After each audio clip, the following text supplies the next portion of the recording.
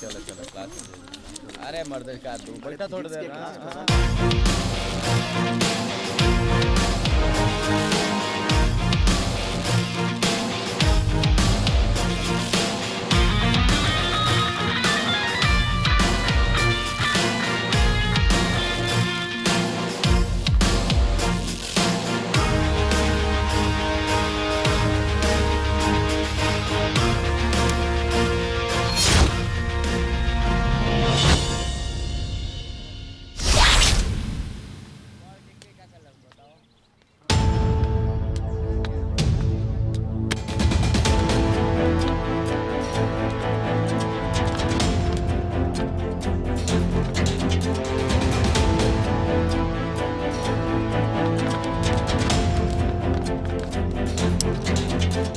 कार्य तोरा समझ में ना आइल। जवानी के बहुत जोश चढ़ल बा का। वो दिन उतना पिटैले फिर भी ना समझ ले। ना ना समझनी। वैसे तू का समझावे के चाहता रे? हे राजा, चांदनी से दूर रहो, न तो बोटी बोटी काट के कुकरन में बांट दे। दूर रहो चांदनी से। हम तो दूर रह जाए, लेकिन चांदनी हमरा से दूर ना रही। तब तक तोरा के कॉलेज छोड़ के जाए के पड़ी। सुन, ज्यादा फड़फड़ो मत। झूठी शान के परिंदे ज्यादा फड़फड़ाते हैं, बाज की उड़ान में आवाज नहीं होती। वैसे ई कॉलेज चांदनी तोरा बाप के बपौती अकार है।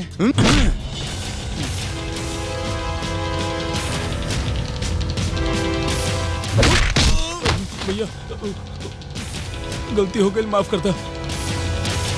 चांदनी तोहरे बाड़ी ले जा उनकरा के। भागे जैसे ने तो बड़ा मार खाई में।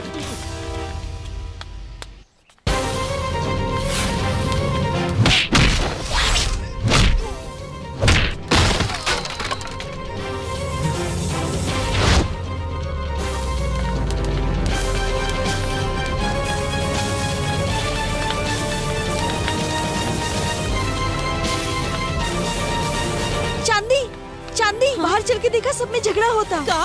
बाहर चल। आवा।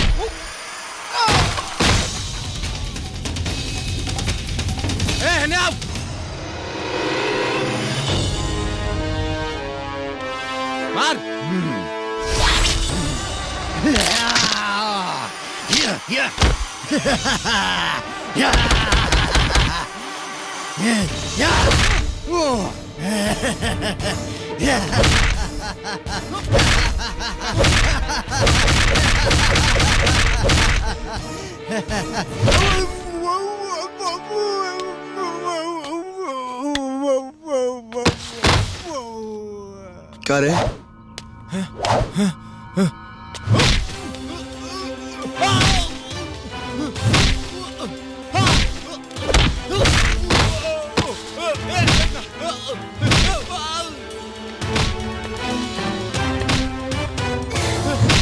रंगदारी करता रहे।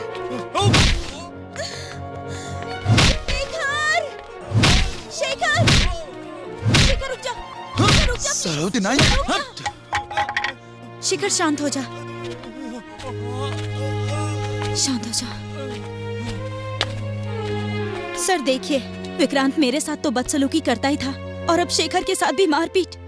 देखो विक्रांत, तुमने दोबारा फिर गलती की। अगर फिर से ऐसी गलती की तो तुम्हें कॉलेज से निकाल कर बाहर कर दूंगा। भाग जाओ यहाँ से।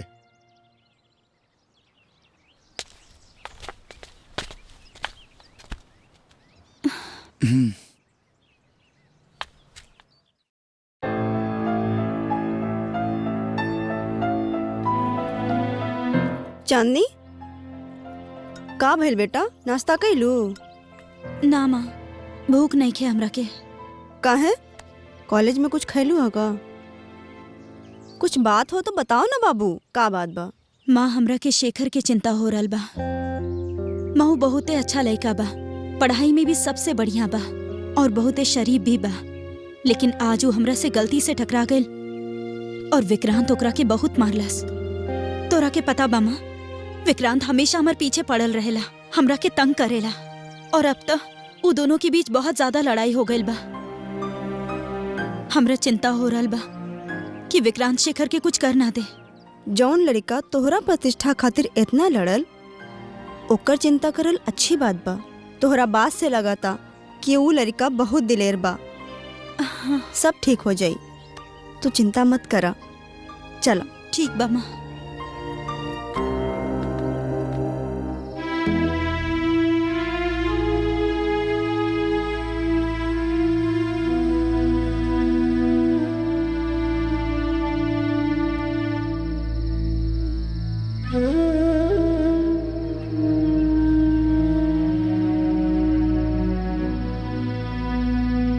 बाकी बबुआ, इतना जल्दी जाता रहा, तनी दिन और रुक जेता तो अच्छा रहत। अरे माई, वो बड़ा शहर बा, भीड़ भाड़ के जगह। सुबह से नहा धो के तैयार होए के खातिर जौन मारा मारी मचेला कि पूछा मत। रोज ऑफिस पहुंचे में देरी हो जाला। साहब बहुत कड़क बाड़े। हाँ। देरी पहुंचला के कारण पूछ ले, हम बता देनी। कहले वाइफ को लेकर आओ, सुमित्रा के रहला से तनी आराम हो जाई हमरा। अरे तो दुल्हन के लिए जाए के चाहिए ना, साहेब के बोले के इंतजार करत रहला। पहले क्वार्टर ना मिलर रहे, अब मिल गेल बा, यही से। अच्छा। बाकी बबुआ, परसों तोहर बाबूजी के बरसी बा, अगर रुक जाता तो बहुत अच्छा होता। अब इस सब कर्म कांड में तो हमार कोई आस्था नहीं खे रहल माई। बड़खी मनावला से बाबूजी वापस आ जाई हैं का? बाबूजी के हमनी के भूख प्यास के चिंता रहित, ना जाने कौन से बिजनेस व्यापार में आधा से बेसी खेत अब अथार बेच के उस शहर में लगा के डुबा देले। गरीबी के सिवा का देखनी सन हमनी के। हर साल उनकर बरखी मना के का मिली हमनी के?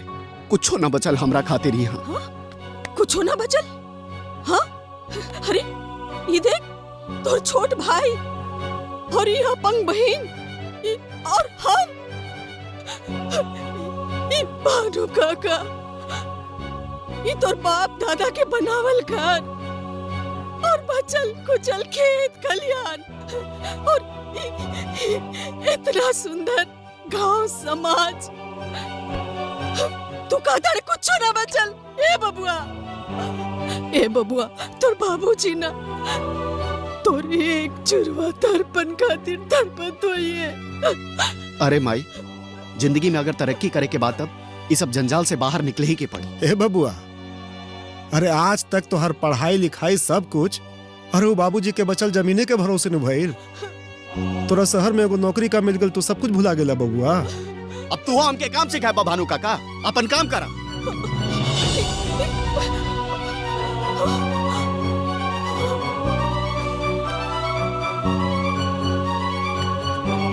अरे तनी हमार बात सुनी ना, इतना गुस्सा काहे होत बानी? सुनी उनी कुछ ना, अपन सामान पैक करा, भोरे निकले के बा।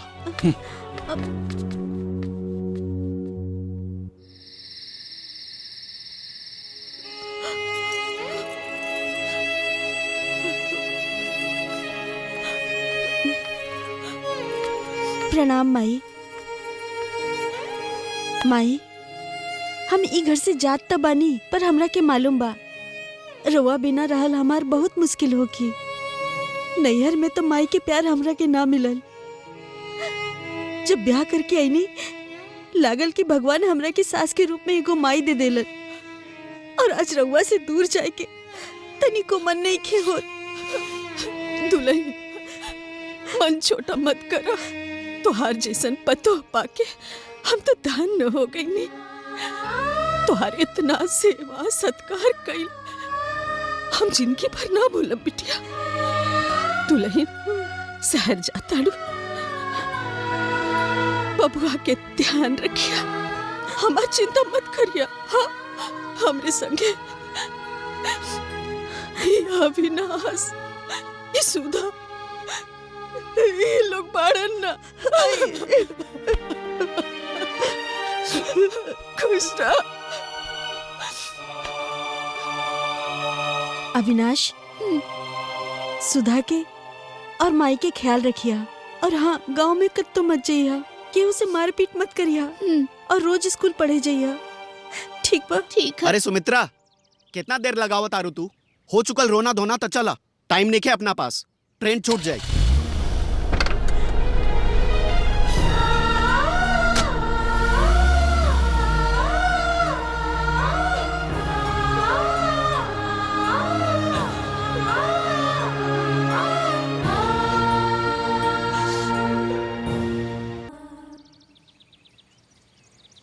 का करी, हमके तो कुछ समझ में नहीं आवत। अविनाश, हे अविनाश। अरे रंगीला, अरे हम तो के गांव भर कहाँ कहाँ खुचली और तू यही बैठल बड़ा। आओ बैठ।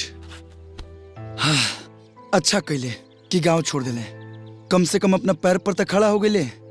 अब हमरे के देखला, लाला से कर्जा लेके जैसे तैसे माई हमरा की इंटर तक तो पढ़ा दिलस, लेकिन ओकरा आगे के पढ़ाई खातिर और पैसा चाहिए, और हम अपना पढ़ाई के चलते माई के ऊपर बोझ नहीं बनल चाहत। तो टेंशन काहे लेता रहा, सब ठीक हो जाई।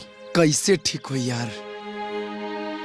हमारे को बात ध्यान से सुना, वही जब पढ़ाई भी करिया और पार्ट टाइम काम भी करिया। अरे धीरे धीरे पढ़ाई के खर्चा भी निकली, और उसके बाद कुछ पैसा माई के भेजबा तो मुसीबत भी कम हो जाई माई की। लेकिन शहर में हमरा के काम के दी। अरे यार, उकुल हमरे पे छोड़ दा। तोहरे रंगीला के पास शहर में अपन टैक्सी बा, बस तू हाँ कहा। अरे तो शुभ काम में देरी का, चल।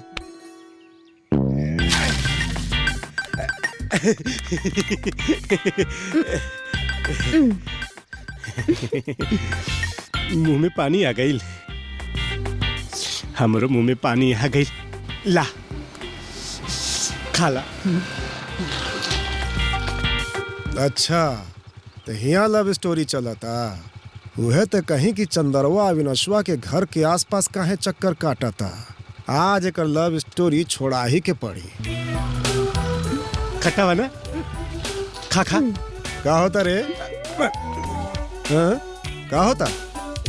आम तू रतनी और का छोटा कहीं का गांव में कोनो दूसरा लड़की ना मिलल हिया, या पाहिजे मिलल हिया तोरा के इस लड़ावे खातिर? हाँ, सब हमार संपत्ति के तू नाश करे पे लागल बाड़े। ना चाहे तोहार हमरा की संपत्ति, तोहार लूटल संपत्ति हमरा के ना चाहिए। लूटल संपत्ति? लूटल संपत्ति बारे हमरा लगे। लूटल संपत्ति बा, लूटल संपत्ति। इतना मेहनत से पैसा कमाता नहीं, घर से निकाल ताड़े रे। आ तू हो दूसरा लेकर ना मिलल हा, हमरे बेटा मिलल हा। चल अपना माई के लगे चल। बापूजी, बापूजी ठीक ना करता नहीं।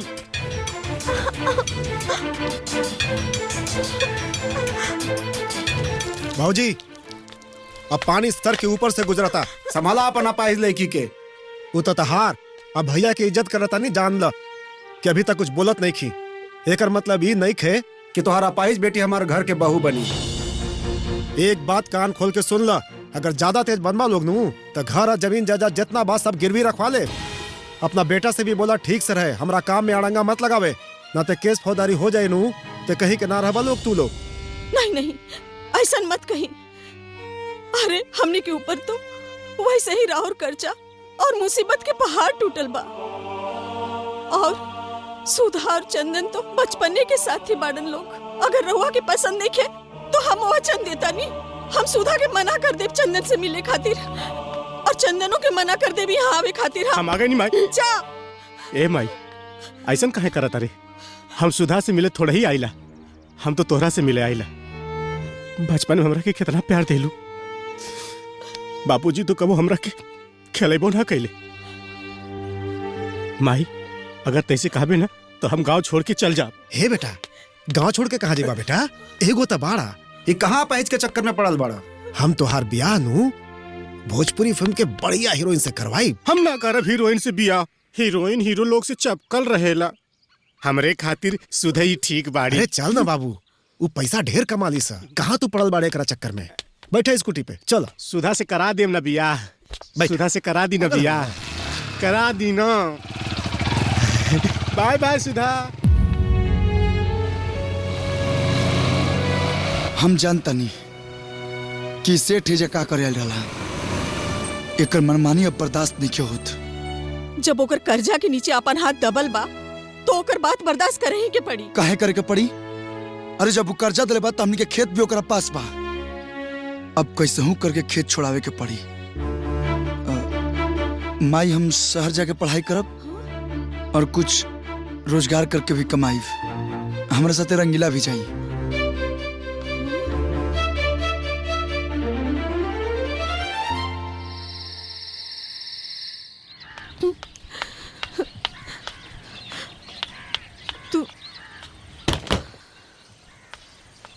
अविनाश लेट होता। हमार मन तो ना कहा था अच्छे से रहिया, दोनों एक दूसरे के ख्याल रखिया बेटा।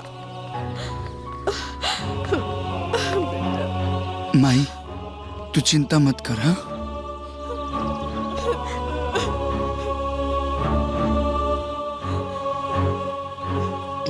प्रणाम। प्रणाम। खुश रहा बेटा। खुश रह। प्रणाम। खुश रहा।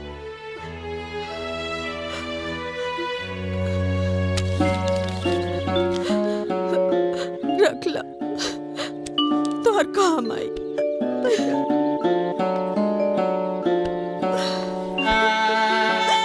अपन ख्याल रखिए और माई के भी ख्याल रखिए। ख्याल रखो। ठीक बा।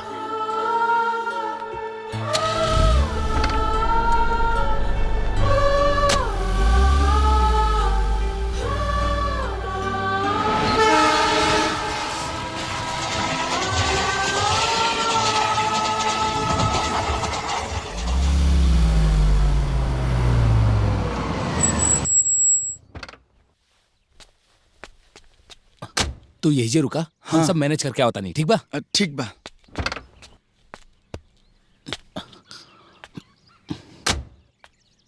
आवता नहीं। हाँ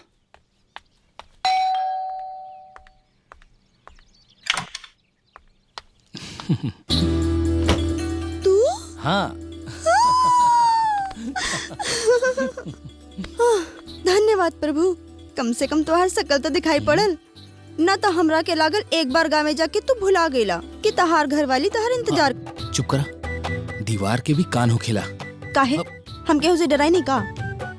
गलत कहा था नहीं। तू शादी ना कैले रहा हमरे से मंदिर में? हाँ कैले रहनी।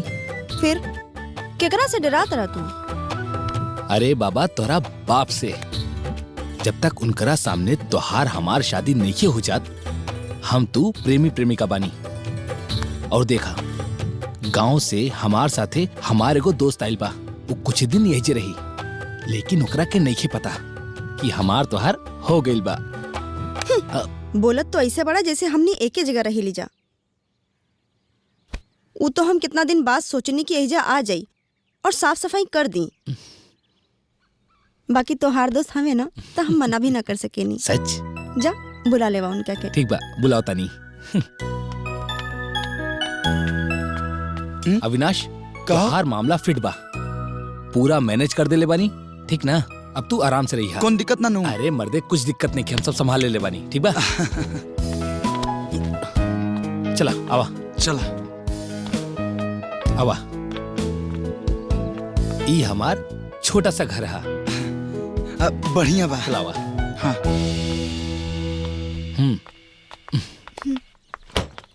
अविनाश, हाँ? ई बाड़ी मिली। जब से ही मिलल बाड़ी हमार जिंदगी आसान हो गई बा। हमार बहुत ख्याल रखेली। मिली ई बाड़े अविनाश, हमार खास दोस्त। यहाँ अपन पढ़ाई पूरा करे आयल बड़न और साथ में पार्ट टाइम काम भी करी हन। नमस्ते। नमस्ते। रवा लोग बैठी, हम चाय बना के लावतानी। हाँ हाँ सही पकड़ ले बड़े, सुनर भी है।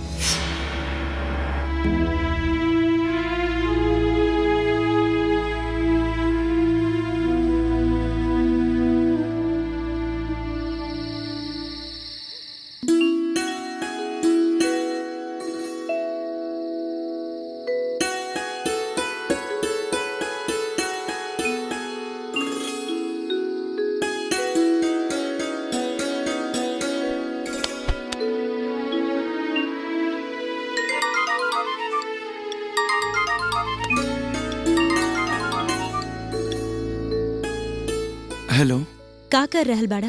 वैसे तभी सामने किताब बा और वो किताब में तुहर चेहरा नजर आवता और मैं तुहरा के देख के बहुत कुछ सोचा तनी। अच्छा, ते काका सोचला?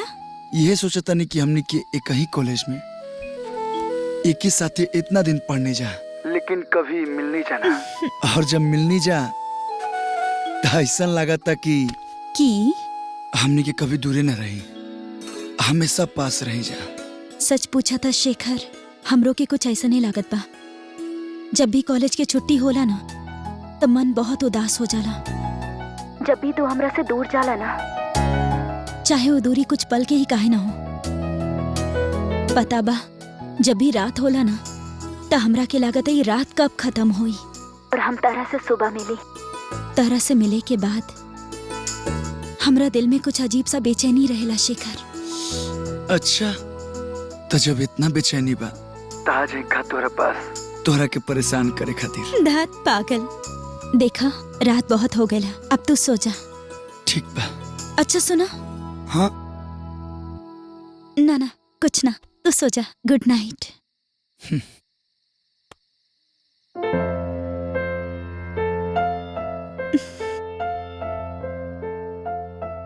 तब ई भइल की तोहार दिल जाके अटक गई। शेखर के दिल में ऐसन का देख ले ओकरा में। बाकी लड़का तो ठीक बा, इतना जल्दी प्यार परवान चढ़ जाई पता ना रहे। बाकी तू तो अपना दिल के बात ओकरा से कह दिलू, और ओकरा दिल में का बा वो तो पता चले के चाहिए। कभी ना प्रेम के ओ दिन हम अपन कसम ना देती तो विक्रांत के शेखर मारिए देहित। जाहिर बाऊ हमरा खातिर कुछो कर सकेला, ऐसन तो ना हो सकेला ना। कभी ना प्रेम के he is brilliant, brave, cute and very intelligent. अगर वो हमरा से अभी शादी करे के चाहे तो हम तो अभी शादी कर ले ओकरा से। ओहो, ई बेकरारी। वैसे ई बतावा शेखर कहाँ बा? सही बात बा, सुबह से बात ना भइल, पता ना कहाँ बा।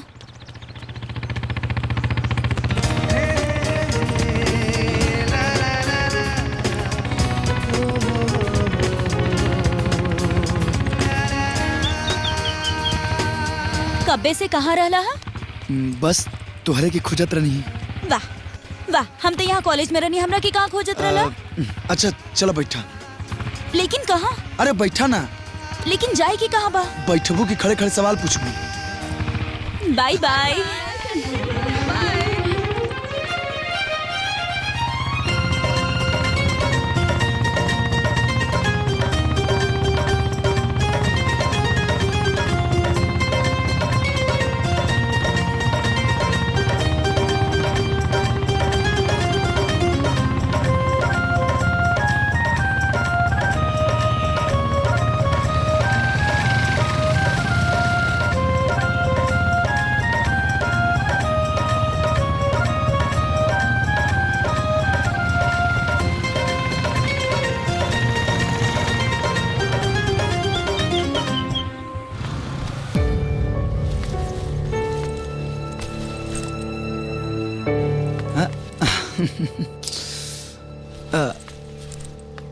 बाय।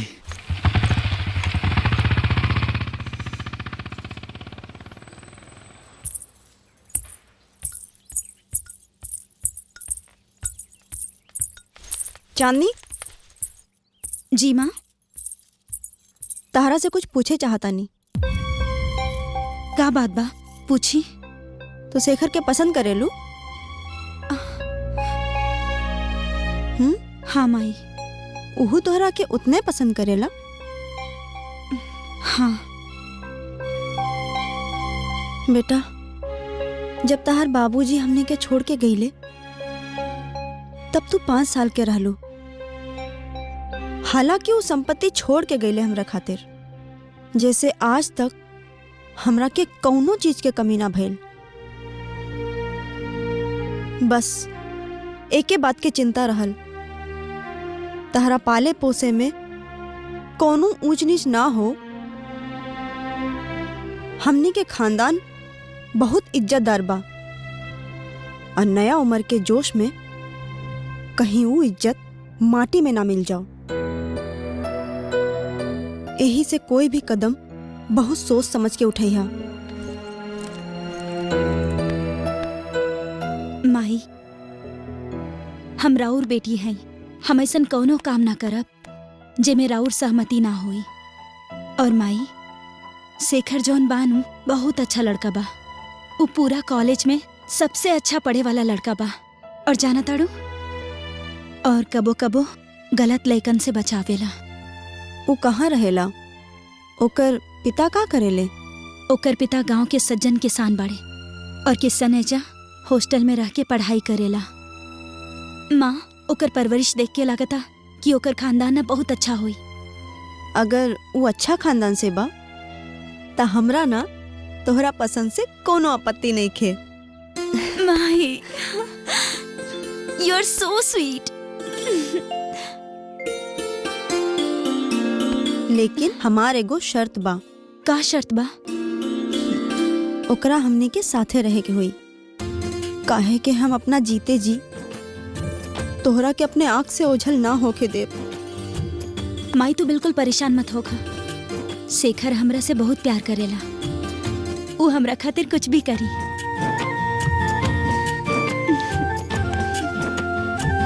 अच्छा चला।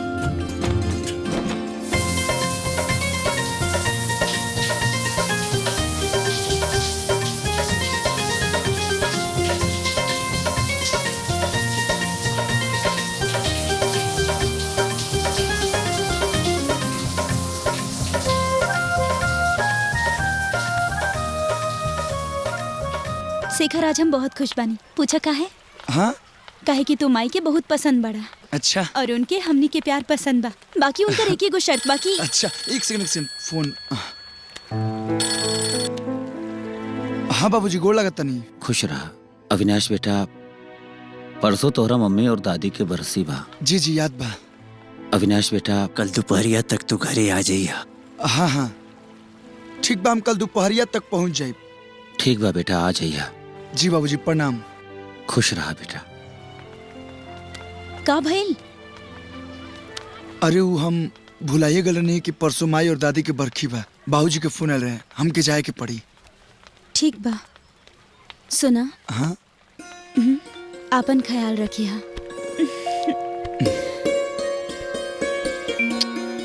आई love you. I love you too. By.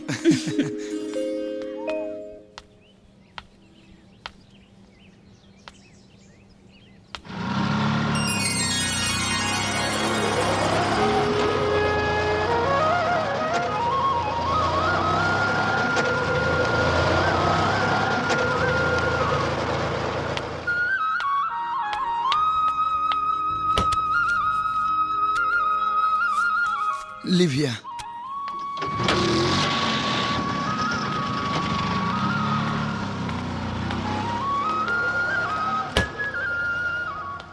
गोड़ लागत नहीं बाबूजी। खुश रहा बेटा। बड़ा देर कर देला। अरे वो बाबूजी कहा कि बहुत ट्रैफिक रहला ना, इससे लेट हो गया। अच्छा, आवा। जी।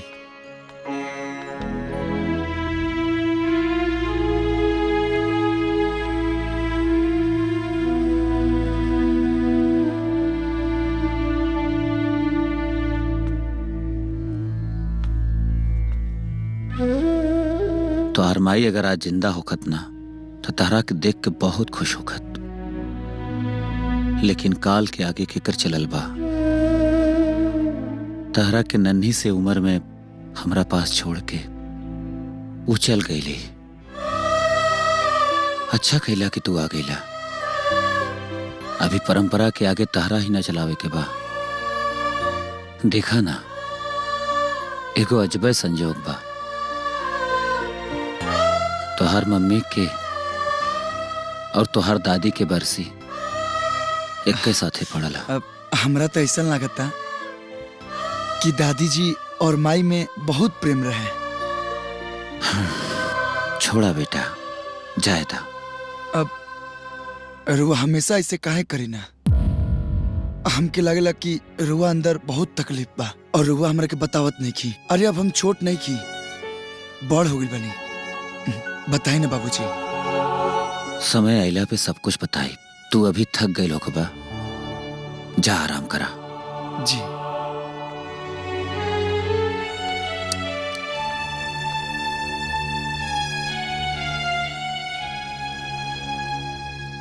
हाँ बाबू। क्या कर रहा है मेरा बाबू? तुम्हारा बच्चा भी सो रहा है। इतनी जल्दी सो रहा है? इतना धीरे क्यों बोल रहे हो? अरे क्या करें, बगल वाले कमरे में बाबूजी सोए हुए हैं, तो आवाज सुन लेंगे ना, इसलिए फोन रखो। अच्छा था बा, उनको तो पता चले कि उनकर बेटा के इश्क हो गइल बा। अविनाश बेटा। अरे बाबूजी।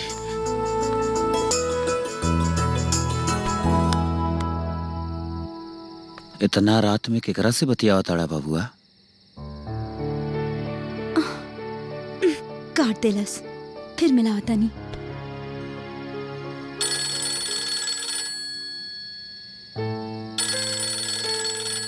अरे ए बेटा, केहू तोहरा से बतियावल चाहता। अरे ना बाबूजी, वो ऐसा ही। अब कंपनी में उनके फोन है।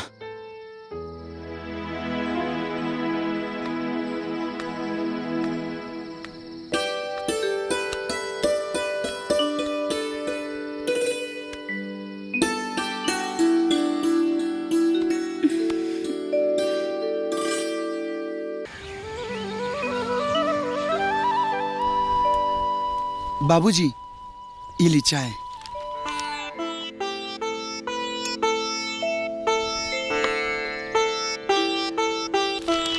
ये चांदनी की है?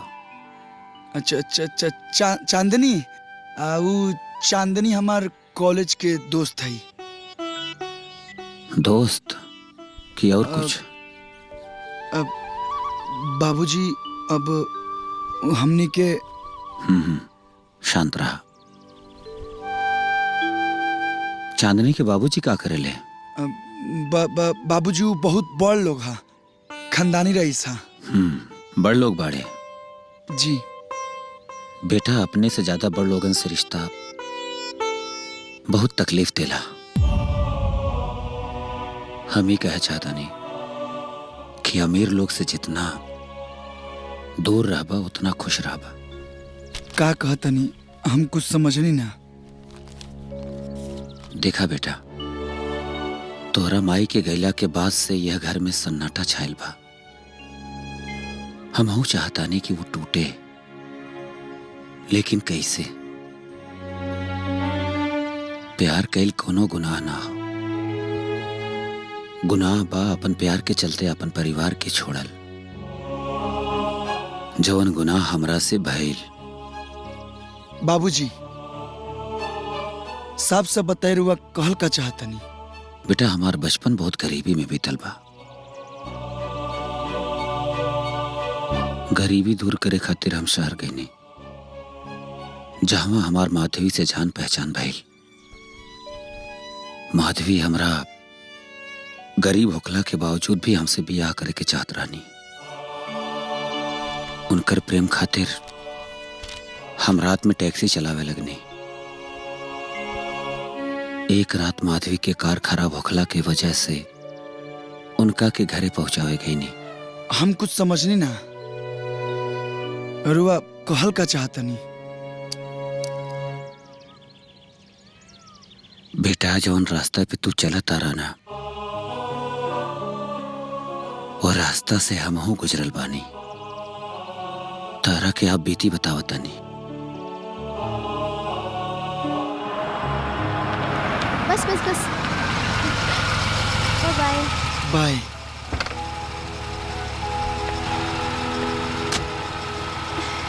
बाय। बाय।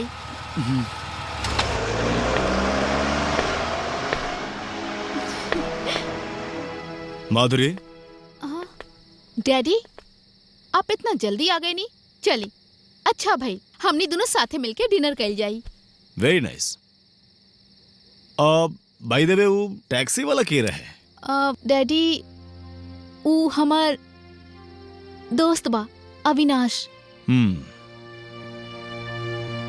माधुरी, तोहरा अपन खानदान परिवार हमनी के हैसियत के समझ बा कि ना तोहरा? काल अगर वो अमेरिका वाले चौधरी साहब हमरा से पूछिए तो हम का जवाब दे?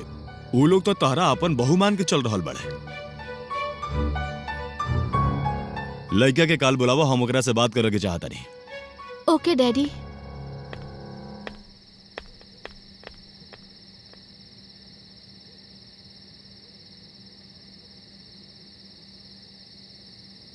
हमार पैसा चुका दो भौजाई। बाकी अपाहिज लड़की से के बियाह करी? देखा तानी कौन राजकुमार आके तोहरा बेटी से बियाह करता। बापू, हम करेंगे सुधा से ब्याह और सुधा बनी राउर बहू। ये अपाहिज मिलल है तोरा? हाँ बापू। बापू चोट्टा कहीं का बापू, गाँव में कोनो दूसरा बाबा लड़की ना मिलल है?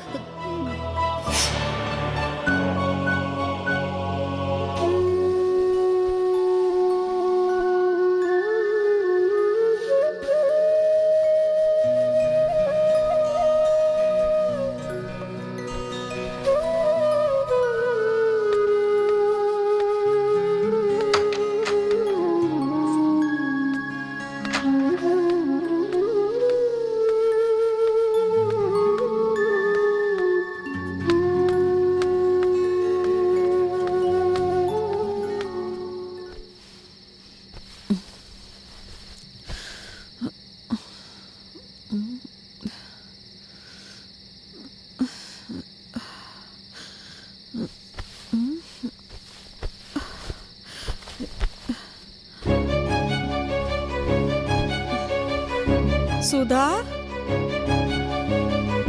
सुधा कहाँ चल गई लड़की? सुधा, सुधा, सुधा, सुधा, ये लड़की कहाँ चल गई? सुधा, हे भगवान, ये लड़की। भानु, ए भानु, आवा। हम अलकिन का भइल? सुधवा कहाँ चल गई? पते नहीं के चलत। ए नहीं कहीं हुई, कहाँ जाई? अरे पूरा खोज लेनी, कहीं नहीं के। तनी देखी ना, जाई कहीं देखी। यही जाई, कहाँ जाई? सुधा, ए सुधा, सुधा। मलकिनी, ए मलकिनी, मलकिनी, का मलकिनी? का भइल? ये बबुनी के कपड़ा नदी किनारे मिलल बा। हमरा बुझाता बबुनी नदी में। ना,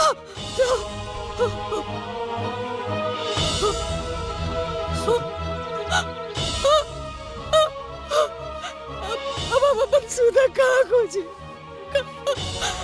अब अपन सुधा कहाँ खोजी? कहाँ खोजी?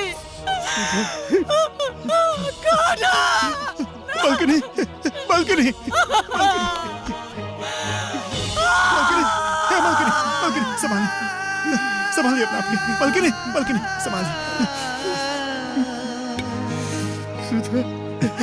मलकिनी, ए मलकिनी, मलकिनी, ए मलकिनी, मलकिनी, ए मलकिनी, ए मलकिनी।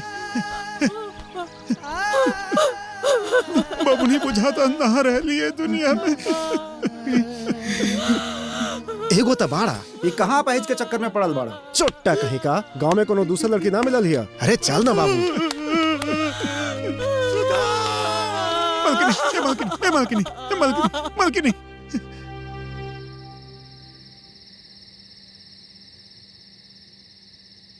तो तू उहे बड़ा जे हमार भोली भाली लड़की के अपना प्रेम के जाल में फंसा ले हमार सारा कारोबार प्रॉपर्टी के तू हथियावल चाहता रहा।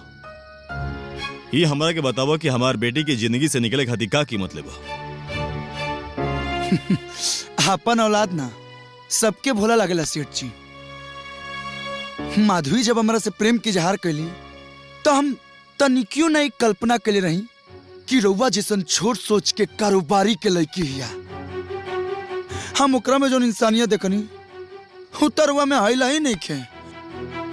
और रहल बात कीमत के, तराउर औकात नहीं खे कि रउआ हमरा के कीन सकी। एगो टैक्सी चलावे वाला के इतना अहंकार, तोहरा पता बा कि हमार बेटी कितना लाड प्यार और सुख सुविधा में पलाइल बिया। 7 जन्म लग जाए ना कमा पाइबो। अरे अपन अमीरी अपना पास रखी। हम गरीब बानी और गरीबी में ही खुश बानी। अगर माधवी हमारा से प्रेम करत हुई है तो हमारा गरीब घर में भी पीछे पीछे आई है। अगर ना आई हन तो हम समझ जाए कि हमारा से झूठा प्रेम करते रही। Get out from here, get out from here. चिल्लाई मत, न तो नरेटिया फाट जाए। गरियावे हमरो आवेला, लेकिन हमनी के माई बाबू इस संस्कार नहीं के देने कि बड़ से हई से बात कल जाओ। डैडी, अविनाश के अपमान करे खातिर ओकरा के एहिजा बोलावले रहनी, ई ठीक ना कहनी। एक बात रउआ कान खोल के सुन ली, हम शादी करब तो अविनाश से ही करब। अविनाश, अविनाश, अविनाश, गांव से फोन आयल रहे, तोरा के गांव जाके पड़ी, बहुत अर्जेंट बा।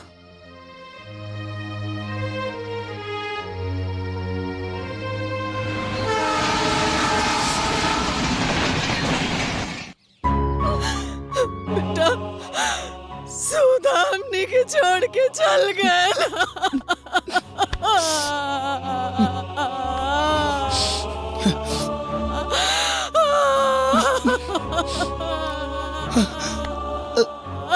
माई, हम बानी ना, हम तोरा साथे रहब। हाँ, हम शहर ना जाए, हम एजे कोनो काम कर लेब, हम एजे रहब।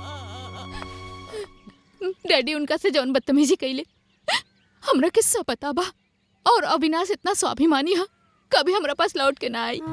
आपसे एक विनती बा, हमरा के ओकर पास ओकर गांव ले चली, ना तो हम मर जाई।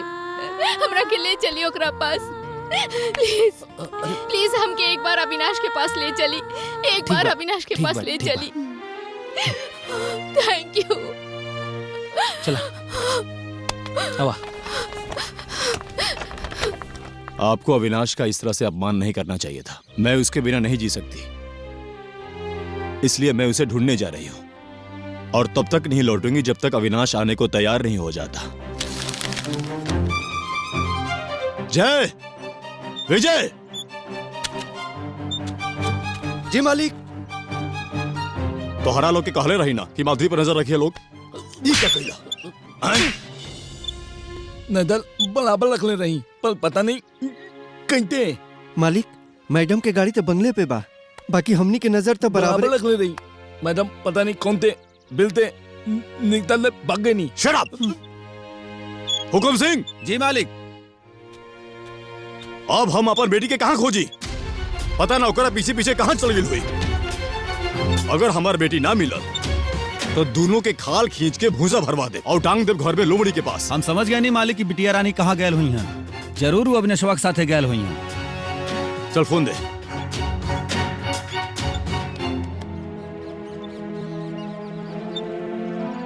Hello police station. जी बोल रहा हूँ। हम सेठ जीवन दास बोला था नहीं। जी बोलिए सर। हमार बेटी के एगो ड्राइवर अविनाशवा लेके भाग गिल बा। अच्छा। आप प्लीज हमारे बेटी के ला दी वापस, ना तो हम बर्बाद हो जाए। हम देखते हैं सर। हाँ देखिए, बिल्कुल देखिए। जी बिल्कुल। Thank you. आप परेशान मत होइए। Thank you. का जरूरत रही के जलिया के? हैं? अब बतावा, इनकर करोड़पति बाप खोजत खोजत यहाँ तक आजी हन। बात ई रहे कि ई कहली कि हम अविनाश के पास जेबे करब, ना तका। चुप रह। अब ई बेचारी आइए गेल बिया, तेकर मान रखा लोगन, अपमान तो मत करा। बिटिया, तोरा की भरम तो नहीं खे कि हमनी बहुत अमीर बानी? ना माई, अविनाश कभी भी हमरा से कोनो कुछ छुपावे लेना, पर अविनाश के अमीरी या गरीबी से हमार कोनो मतलब नहीं खे। हमके बस अविनाश से मतलब बा। वाह, जितना सुंदर चेहरा उतने सुंदर मन। अच्छा वो सब ठीक बा, चलो हम इनके वापस घरे भेजवाओ के इंतजाम कर जाओ। चुप रह तू। अरे अरे तोरा के इतनो समझ नहीं के कि तोरे खातिर आइल बिया। जब एगो लड़की अपन माए बाबूजी के घर के दहलीज लांग जाले तब फिर वो ना ना रंगीला जो जाके पंडित जी के बुला के ला जो। नो नो माई सब तू का करता रहे? तू चुप, अब हम तोर कुछ ना सुनब। हम तो बस अपन होए वाली दुल्हन के चेहरा निहारब।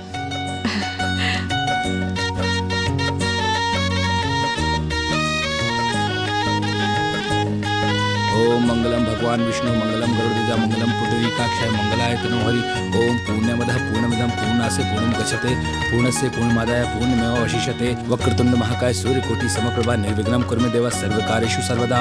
ओम पूर्णमदः पूर्णमिदं पूर्णास्य पूर्णमुदच्यते पूर्णस्य पूर्णमादाय पूर्णमेवावशिष्यते। ओम शांति शांति शांति। सर्वे भवन्तु सुखिनः सर्वे सन्तु निरामया सर्वे भद्राणि पश्यन्तु मा कश्चित् प्रभात भवेत्। चलिए फेरा लीजिए।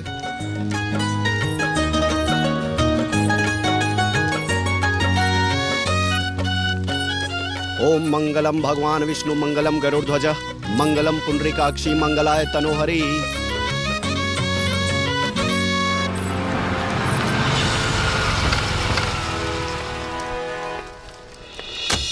चलिए सिंदूरदान कीजिए।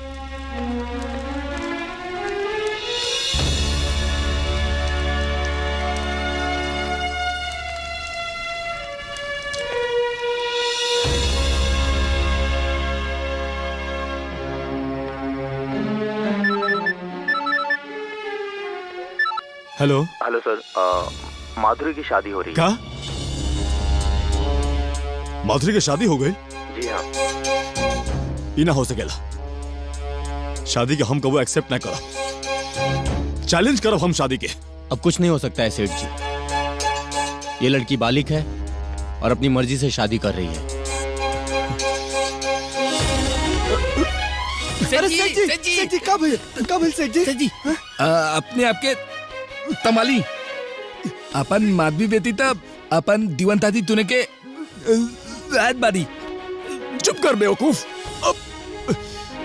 एजा हमर जिंदगी के पड़ल बा और तू लोग के लायक के पड़ल बा। ओकरा तू ही लोग मिलके भगोले बड़ा। दफा हो जा लोग एजा से। दफा हो जाना तो मुआ दे। जा यहाँ से।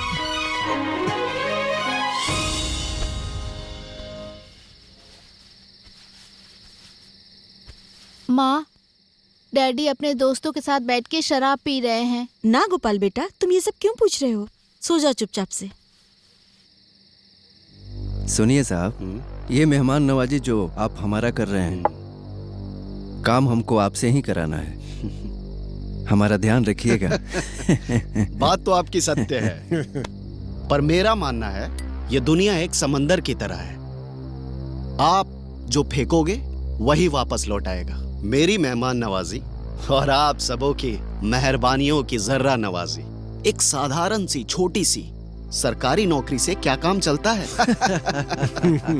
देखिए प्रभाकर साहब, मैंने जो वादा किया था वो मैं आपको दे चुका हूँ। मेरी होटल वाली जमीन का मामला है। हो जाएगा, हो जाएगा। आपका काम समय से हो जाएगा। बस आप मेरी झोली को भरते रहिए। बिल्कुल बिल्कुल, हम अपने वादे से पीछे नहीं हटेंगे। हो जाएगा, हो जाएगा। आप सबका काम हो जाएगा। ये लीजिए। अरे धन्यवाद। चलते हैं। चलिए बाय।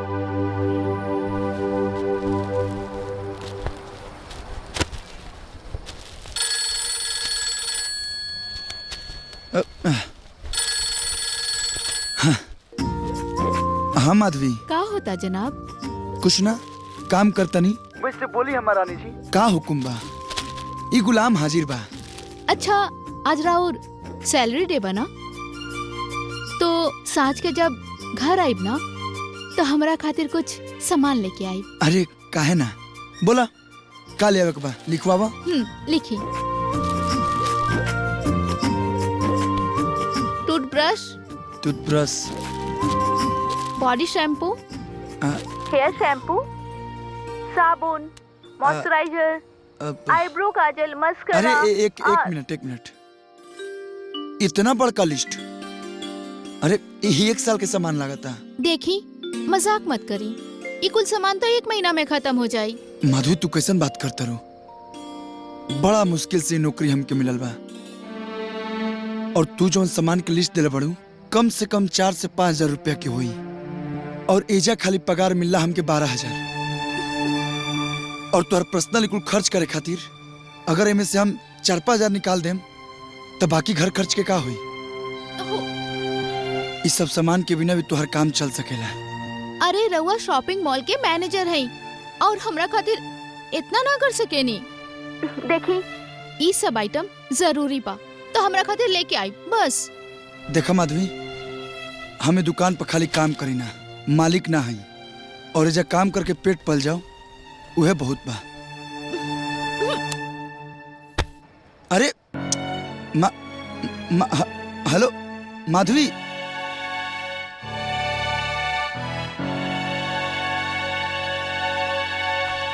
माई, हे माई,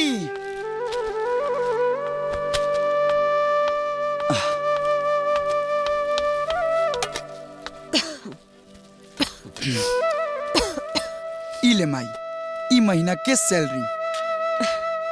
अरे ये पैसा के हमरा के का जरूरत बा? जो बहू के दे दे जो। अरे कैसन बात करते रहे, घर तोर हाँ? माई तोर तबीयत खराब बका रे? अरे बूढ़ा बाबा ई कुल तो लगले रहला। अरे तोर आराम करे के चाहिए। अरे आराम करब तो ई कुल के करी? ये सब काम तो माधवी भी कर सकत रही। रुक हम अभी बोला तनी। अरे वो बेचारी के काहे परेशान करत आड़े? नया नया घर बा और ई कुल करे का आदतो ना होई ओकर। आस्ते आस्ते सब सीख जाई, सब संभाल ले। जो जाके ओकरा के पैसा दे दे जो।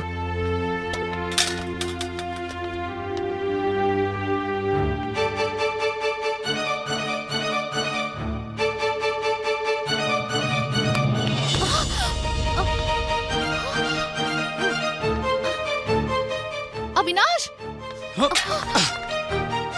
हाय देखा, तारा बुझात नहीं के कि माई के तबीयत खराब बा और फिर भी माई घर के काम करती है और तू घर में बैठ के आराम फरमा उतारू। तो आराम कल कोनो गुनाह बा का? हाँ। जब घर में माता पिता वृद्ध और बीमार होकस तो घर में बैठ के आराम कइल गुनाह है। चल छोड़ दू लाइन के हाथ। अरे ई कुल का करे ताड़े?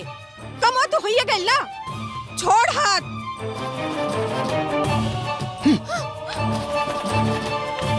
रुका हम देखा तानी। अविनाश, अविनाश।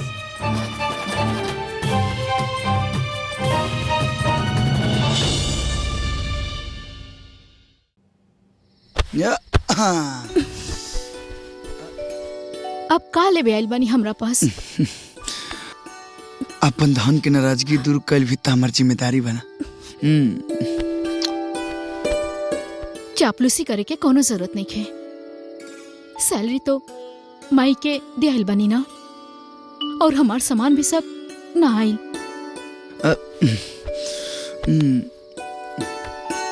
अब तुहरा के कैसे समझाई कि हमार उतना तनख्वाह नहीं खे कि तुम्हारी सब जरूरत के सामान लेके आई। और अब गरीब के हाथ पकड़ ले बढ़ू तो तनी मन तो बर्दाश्त कर ही के पड़ी। अब इस छोट मोट नौकरी में घर के खर्चा चल जाओ उहे बहुत बा। और सुना, तू एक काम करा, तू माई के काम में हाथ बटावा। इस सब जो फालतू की चीज बाना एक से तोहर सब ध्यान हट जाई। अगर इतना ही मुसीबत बा तो कहे ना हमनी के डैडी के पास चलल जाओ। ओइजा तो कोनो चीज की कमी नहीं है। हम जाना तनी कि डैडी हमके माफ करती हैं। अगर रउआ कहीं तो हम डैडी से फोन पे बात करी। हमरा बिना डैडी परेशान हुई हैं।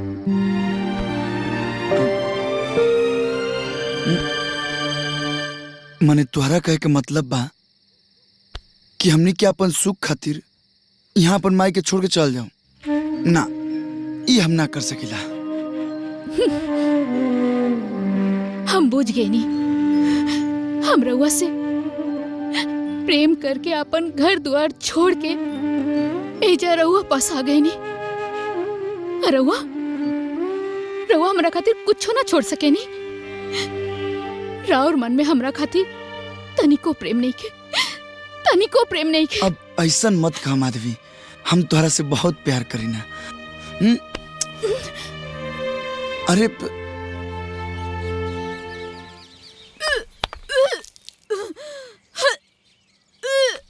अरे का भैल दुल्हन? अरे उल्टी होता, कुछ उल्टा सीधा चीज खा ले लुका। रुका, हम अविनाश से दवाई लावे कहतनी। अविनाश, अये अविनाश। ना माँ जी, दवाई ना, हमके खटाई खाए के मन करता। अब का भइल माई? अरे जो खटाई लेके आओ, एकरा के उल्टी होता। उल्टी होता तो डॉक्टर कहले जब कि खटाई लेके का हुई? अरे बुद्धू, एकर गोड़ भारी बा, तय बाप बनने वाले बाड़े। खा हम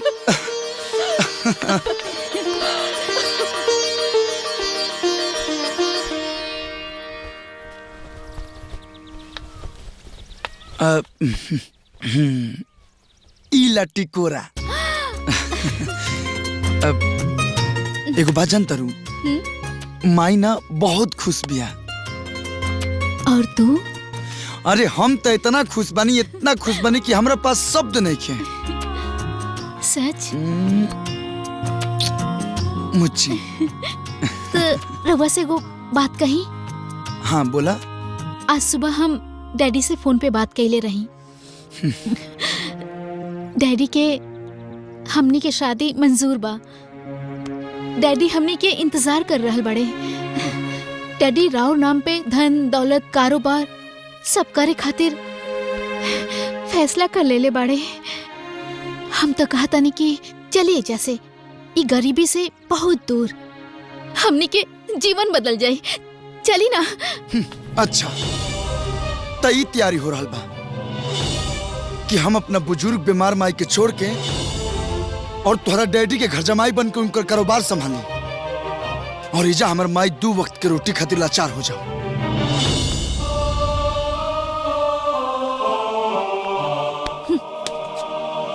हमके ना पता रहे कि तहार माई ना हमर सौतन बाड़ी हूँ। माधवी,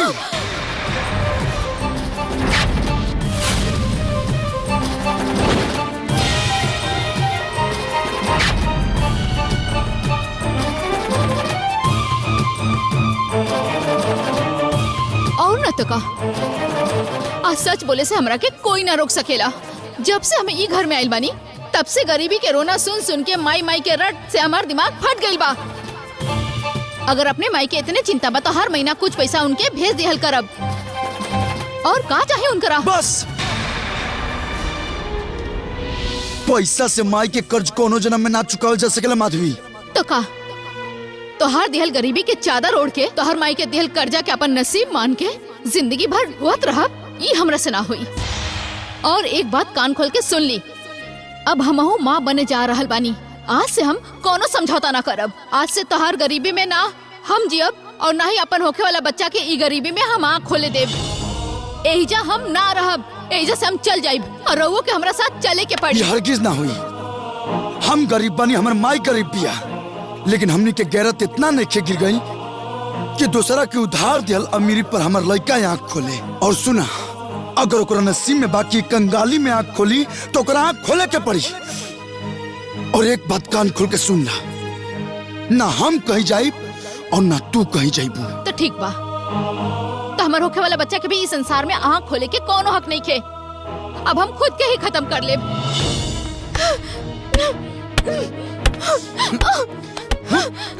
ये सब कहा? मर जाएदा, मर जाएदा, मर जाएदा। और मरे के बाद हमार लाश डैडी तक पहुंचा दिया और जाके रही अपने माई के पास।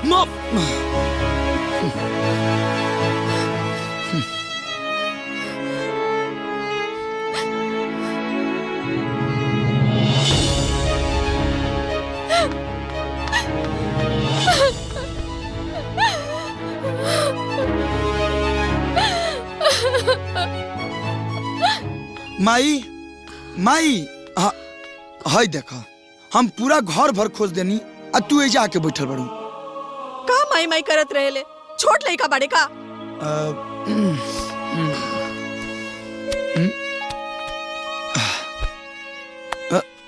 ई रहल महीना के तनख्वाह।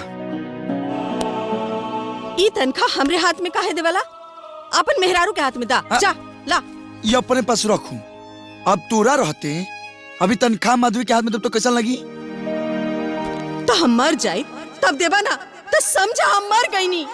ला ई तनख्वाह नहीं के दा, और दोनों प्राणी संभाला ही घर गृहस्थी। हमरा के माफ करा लोगन।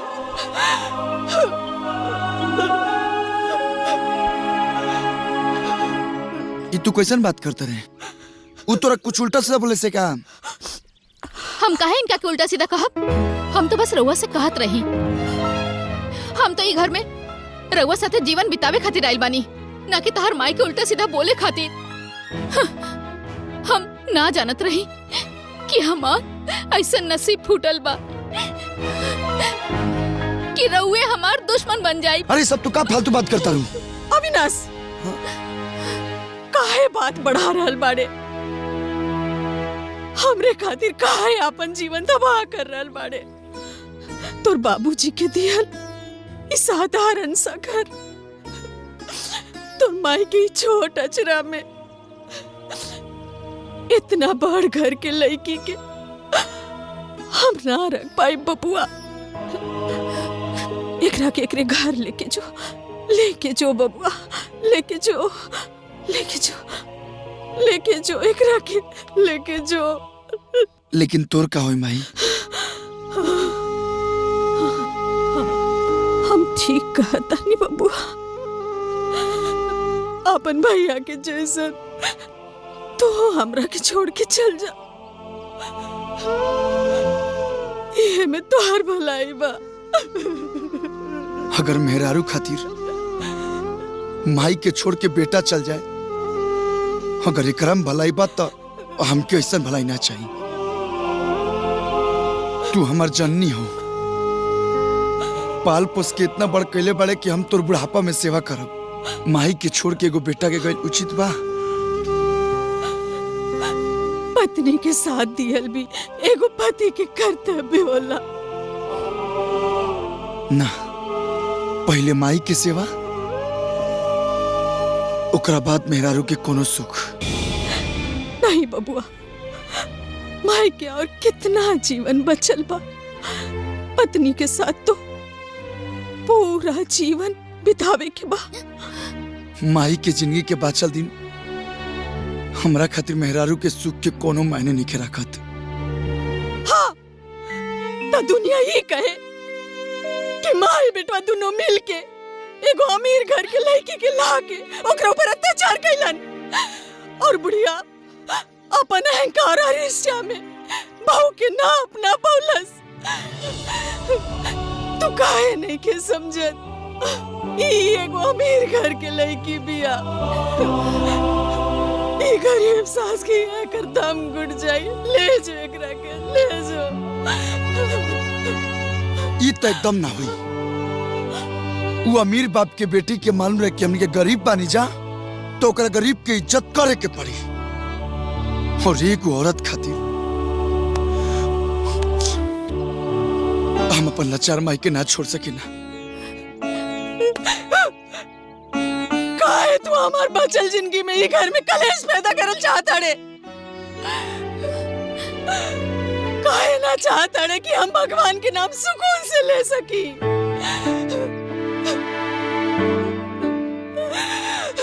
बबुआ, एगो बात कान खोल के सुन ले। अगर तू चाहता रे कि हम ई घर में चैन से मर सकी, तो एकरा के लेके जो।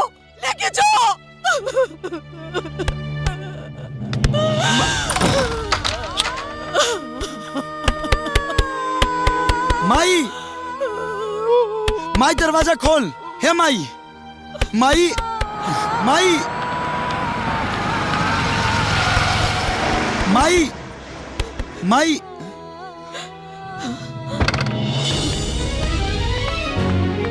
डैडी, डैडी, डैडी एजा से हमके लेके चली डैडी, ना तो हम जान दे दे।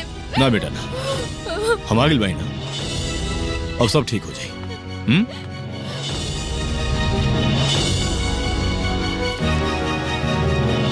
मिस्टर अविनाश, जवान भइल तन भइल, अब एगो नया जीवन के शुरुआत करा। ये गांव में का रखल बा, चलिए लखनऊ चली। बेटी तो हमार पहले ही रुआ पास चल आई रहे, लेकिन हम रुआ खातिर कुछ कर ना पाई। आज हम स्वयं रुआ के निमंत्रण देवे आइल बनी कि हमार कारोबार, हमार संपत्ति सब राउर बा। चलिए अपन कारोबार संभाले। अविनाश, अब रउआ का सोचतानी? राउर माई तो रउआ के जाए खातिर कह देले बड़ी, और डैडी खुद चल के आइल बड़े रउआ के ले जाए खातिर। रउआ के सब कुछ दे दी है, सब कुछ देवे खातिर तैयार बड़े। अब अविनाश, अब रउआ के और का चाहिए? रुआ सोची, हमने की गाड़ी में बैठा था। आओ।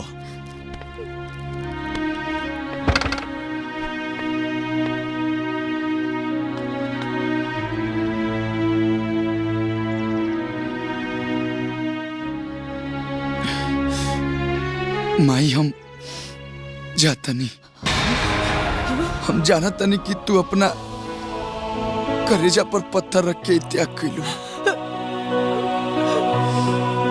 लेकिन जाए से पहले एगो वादा करके जाता नहीं। जे हमनी माई बेटा के बीच में कांटा के दीवार खिंचले बा, ओकरा के एक न एक दिन माई के ममता के पाठ जरूर पढ़ाई।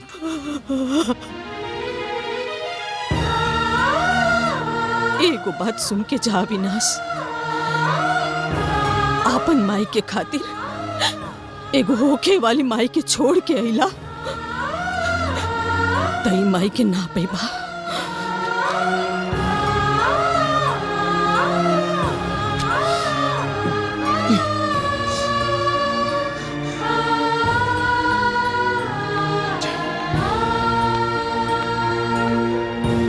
रिश्ता नाता संस्कार अब हर इंसान भुलाइल, स्वार्थ के सब संगी साथी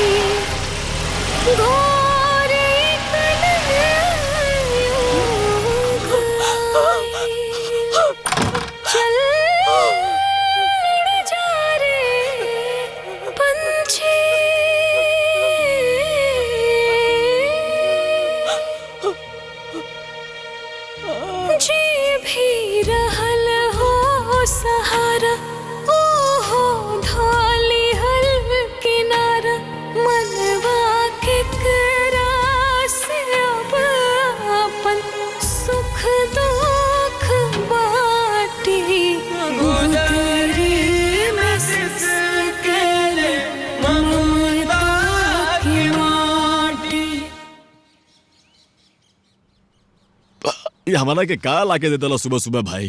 ताल दमादी नया डाली ले ले बड़े। गाली? गाली ना मालिक, गाड़ी, नया गाड़ी। नया गाड़ी? अरे गाड़ी तो हम उंगरा के दिल ही बनी, फिर एगो और गाड़ी लेवे के क्या जरूरत रहे? कौन गाड़ी बिया? BMW। BMW? हे भगवान, ये 50 लाख के गाड़ी लेवे के करा का जरूरत पड़ गई? ऐसे तो आदमी लुटा जाये।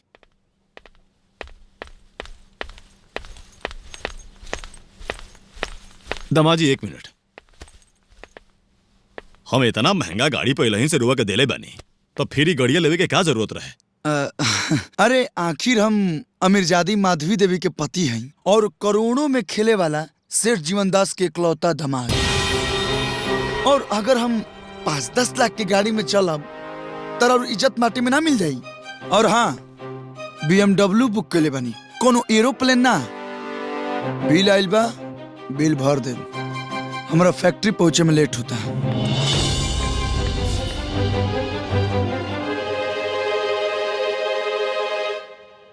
हुकुम सिंह।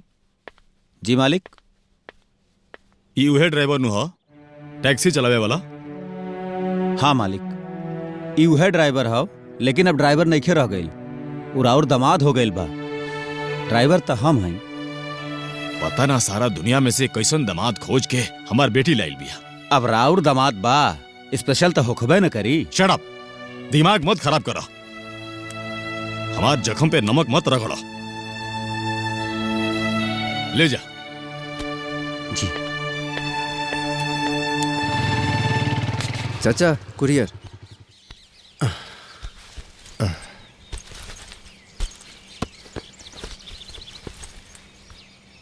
ली। ठीक बा, हम चलते नहीं। का बा भानु एमे? मलकिन है कुछ पार्सल आयल बा, देखी तो। तनी खोली ना। अच्छा।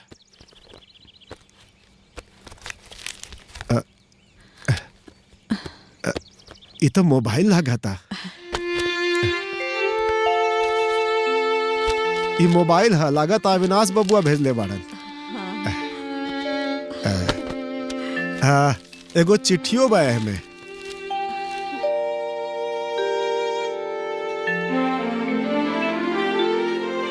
माही प्रणाम। तोहरा खातिर मोबाइल भेज रहल बानी, और चिट्ठी भी लिख रहल बानी। माई तू हमरा अपना से दूर कई देहलू, बाकी हमरा बगैर तू कैसे रहत होखबू यह चिंता रहेला। यही से एठो मोबाइल फोन भेज रहल बानी। जब कभी भी हमार याद आई हमरा से फोन पर बात कर लिया। अपन नंबर भी भेजले बानी। तोहार अविनाश। मलकिन बड़ी भाग्य से अविनाश जैसन बेटा तोरा मिलल बा। उनसे बात कह लिया। भानु भैया, अगर हम ओकरा के फोन करब तो फिर वो वहां ना रही, भगले भगले आ जाई हमरा पास।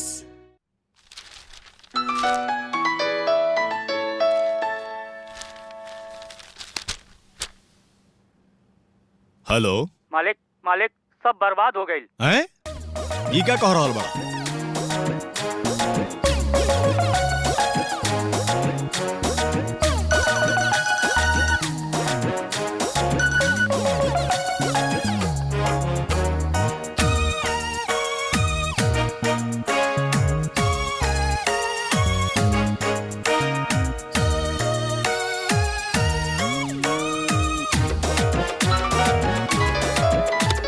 एक मिनट रुको। हेलो मालिक, हम बोला तानी। हाँ बोला। गोडाउन में छापा पड़ल बा।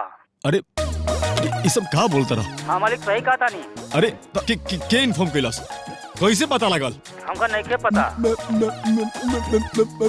अच्छा एक मिनट होल्ड करा। मालिक। अरे का हो गई? तब बनता दाल हो गई मालिक। तब बनता दाल हो गई। तब हेलो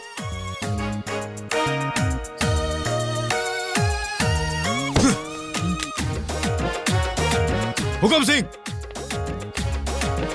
जी मालिक। कहाँ रहला? बर्बाद हो गई नहीं, लूट गई नहीं हम। ये हमार ड्राइवर दामाद हमार कारोबार के गाड़ी सरकार के ट्रक से लड़वा देलस। अब तू लोग खड़ा होकर मुंह देखा हमार। सब खत्म हो गई। अब हम क्या करें? ये कौन आदमी के हाथ में हम अपन कारोबार दे देनी? अगर यह रवैया रहल तो देखते देखते हमनी सबके रोड पे लाके रख दी। आ तू सब लोग मुंह देखत रह जी हो। अरे कौन ऐसा धंधा बा जेकरा में कोनो हेरा फेरी ना होला? अरे कौन ऐसा बिजनेस बा जेकरा में लोग एने उने ना करेला? इतना ईमानदारी के मतलब अपन पैर पे कुल्हाड़ी मारल। अगर एकर नियत हमारा जरा भी पता रहित तो हम अपन बेटी के इमोशन में आके जरा भी ना भगती। सबके जड़ी है बिया। लेकिन मालिक कुछ भी कही, राउर दामाद राजा हरिश्चंद्र के खानदान से ताल्लुकात रखेला। ऐसा दामाद कहाँ मिलेला? अच्छा तू हरिश्चंद्र के नाती हवा?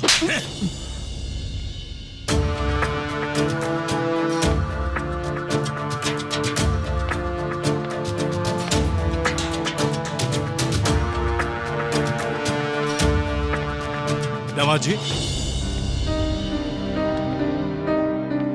आखिर और हमनी से का दुश्मनी बा?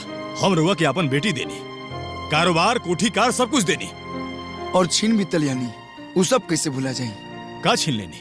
यह बात अपन जान से प्यारी बेटी से पूछी ससुर जी। प्रिय ससुर जी, हम का छीन लेनी कि रउआ हमर डैडी के बर्बाद करे पे तुल गेल बानी? अरे तुम्हार डैडी कोनो एक नंबर के काम करके इतना बड़ा आदमी निखन बना लो, कानून के आंख में धूल झोंक के हेरा फेरी करके गलत काम कर ले।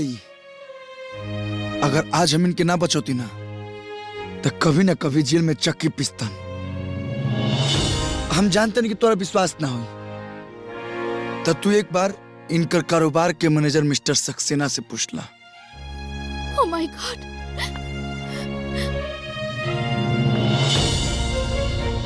डैडी ये सब का? हम तो रउआ के देवता समझत रही और रउआ कहाँ निकलनी? अरे ये सब झूठ बोल रहल बा। करे धोखेबाज सक्सेना, इतना साल हमरा टुकड़ा पे पल ले और ही सिला दे ले। जुबान संभाल के बोली जीवन दास जी, अब हम राउर ना आदरणीय अविनाश बाबू के मुलाजिम बानी। हाँ सेठ जी, आज से और कारोबार ईमानदारी से चली। शुरुआत हम कर दिले बनी, अब आगे आगे देखिए क्या होगा था।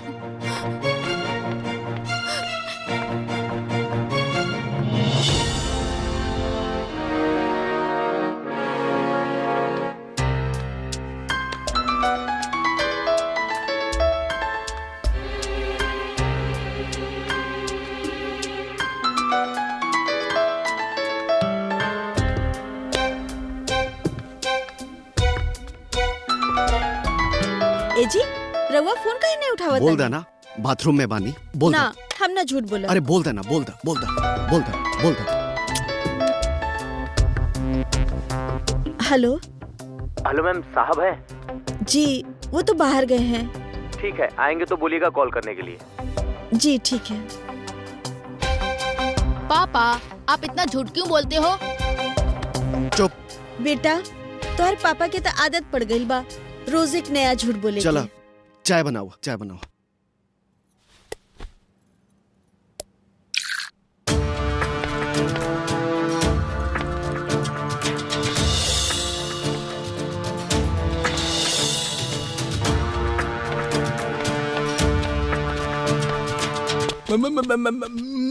मालिक, एजा जितना लोग काम करला सबके बोलेबा। बिल्कुल।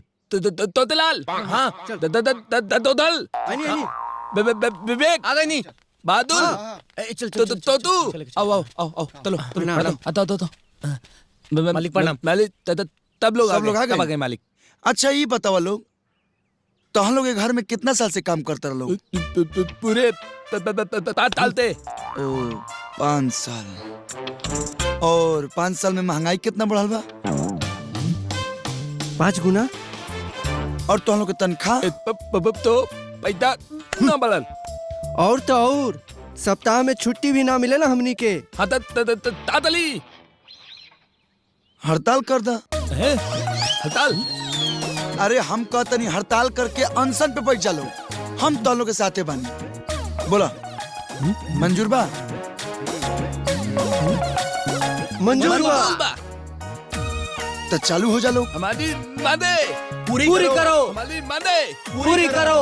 हमारी मादे पूरी करो।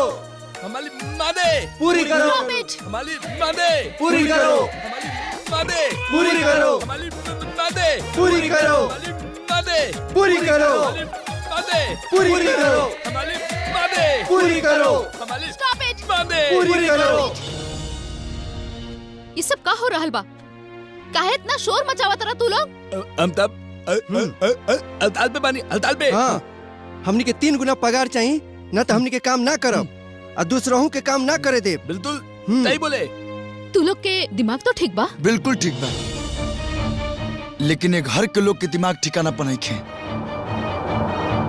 ओकरे के ठिकाना पर ले आवे के बा। और सुना, जरा तमीज से बात करा, नहीं तो अब हमरा समझ में आ गई कि बेहतर जीवन रवा के हजम नहीं होत। गरीबी के फटे हाल से निकाल के रवा के हम अमीरी के सर पे बिठा देनी, लेकिन रवा साबित कर देनी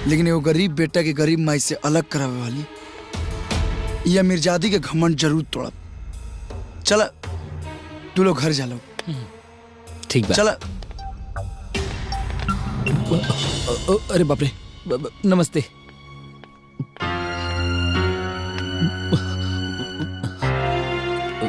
यकीन मानी हम आपकी बेटी के बहुत खुश रखब।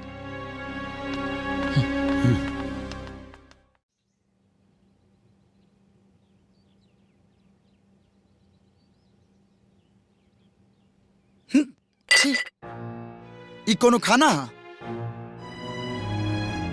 ना नमक बा ना स्वाद बा, सब्जी अभी तक काचे बा। अरे तू कैसा न रहता हूँ जे 2 टाइम के खाना भी नहीं बना सकत। अरे बेटा ई कबो कोनो काम कइले नहीं के, बाकी हम जाना तानी करत करत सीख जाई। सिखाई और रोवे खाई, हम ना खाई। खाना बनावे के लूरे नहीं के साकावा योरी।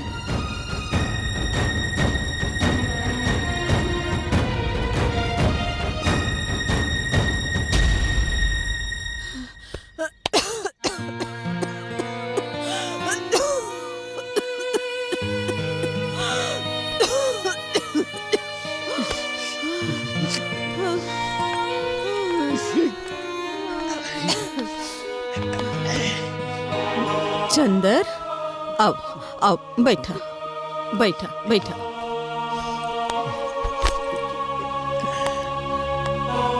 चंदर बेटा, तू ठीक तो बाड़ा ना? ठीक नहीं खे माई, सुधा के हमरा चिंता बा। पता न कहाँ बिना बतौले चल गई। हम ओकरा के खोजे जाता नहीं माई। हम दोनों आपे के साथ ही रहा माई। ए माई,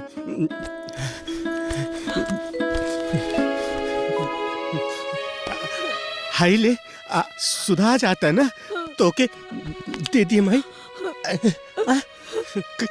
काहे रो तरे माई, काहे रो तरे? हम खोज के लाइब, हम लाइब माई।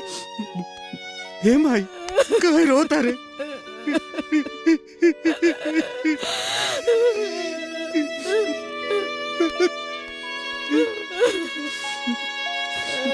जाता नहीं माई, जाता।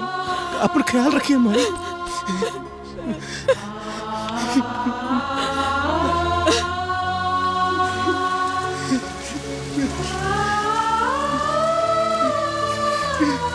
सुना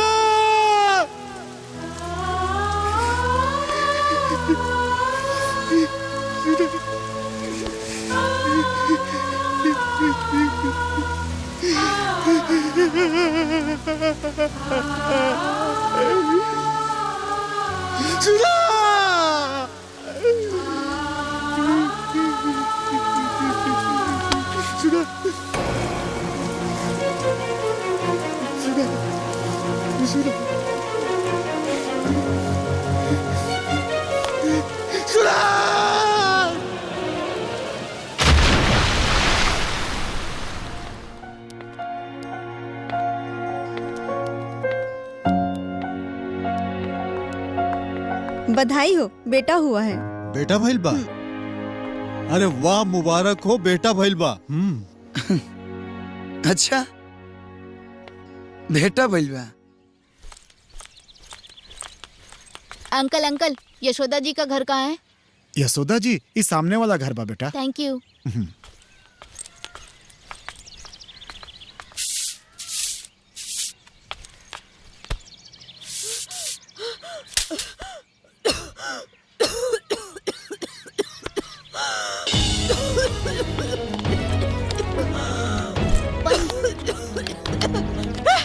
पानी, दादी दादी पानी ले लीजिए, पानी पीजिए।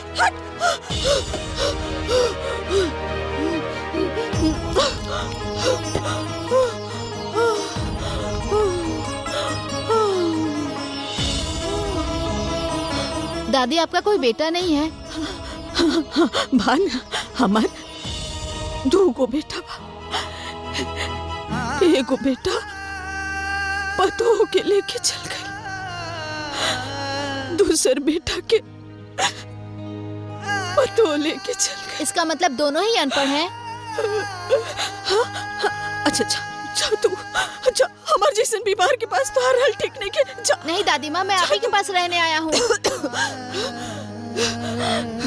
बबुआ तू हमके दादी माँ मत बोला, तू हमके दादी माँ बोलेला ना तो हमके हमार बड़ पोता याद आवेला। हाँ वो तोरे नियन बड़ हो गल होई। इसलिए क्योंकि मैं ही आपका पोता हूँ, गोपाल। पाल? हाँ। हमार प्रभाकर के बेटा, हमार काना काना।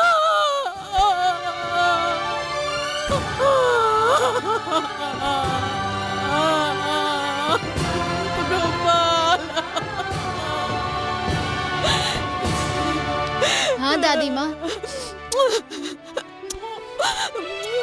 हमार गोपाल गोपाल गोपाल, हमार गोपाल गोपाल। दादी माँ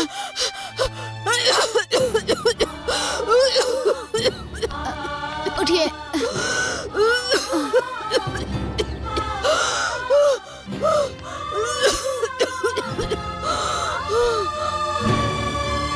लीजिए मैडम, दवा खा लीजिए। हम कहानी ना, हमके दवा ना चाहिए। हमके हमके हमार बच्चा लाके दे दा, हमके हमार बच्चा लाके दे दा एक बार, हमार बच्चा। कैसे ला कर दे दें? अविनाश बाबू तो वहाँ किसी को जाने ही नहीं देते। लीजिए खा लीजिए दवा। ना चाहिए, हमके हमार बच्चा लाके दे दा, हमके हमार बच्चा चाहिए। एक बार ओकर चेहरा देखे के चाहता नहीं, एक बार ओके गले लगावे चाहता नहीं, एक बार ओके अपन दूध पिलावे चाहता नहीं, एक बार डैडी, एक बार हमके हमार बच्चा दिला दी डैडी, ना तो हम मर जाए। तू शांत हो जा बेटी, पहले दवा खाला ना तो तुम्हार तबीयत खराब हो जाए। ना हम जाके बतियाओ तनी। हाँ हाँ मर जाए, अरे, मर जाए अरे, हम डैडी, बतियाओ तनी, मर अरे। जाए।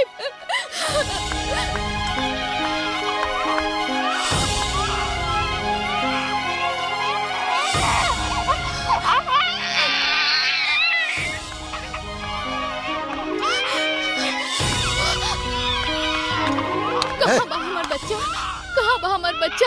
एक बार हमार बच्चा के मुंह दिखा दी, एक बार हमके हमार बच्चा के एक बार देखे हम दी। तो कहते ना हमार बेटा के पास आवे कौन जरूरत नहीं है, और तो हिमाकत कैसे भाई? हमके हमार बच्चा से ना मिले दे। ना हरगिज ना। हमरा पर काहे इतना अत्याचार कर रहल बानी, काहे गो माई के करेजा दुखा रहल बानी।